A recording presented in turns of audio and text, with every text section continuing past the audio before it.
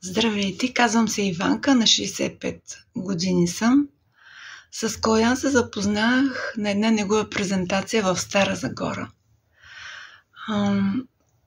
Харесвам такива презентации, които представляват алтернативни методи за диагноза и лечение. И затова я отидох на тази презентация с едно голямо любопитство. Освен това, от самата презентация разбрах, че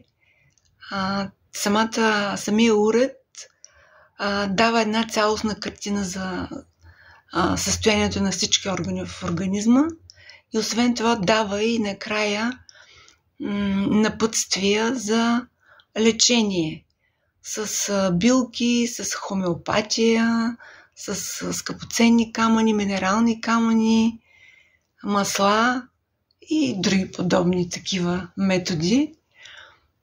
При мен биорезонанс не показа някакви сериозни проблеми.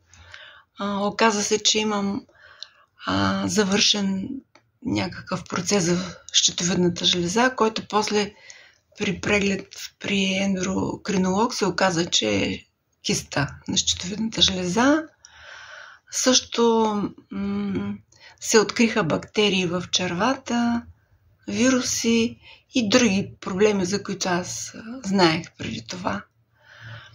Калоян прави много хубави билкови програми за лечение. Аз лично съм ползвала програмите му за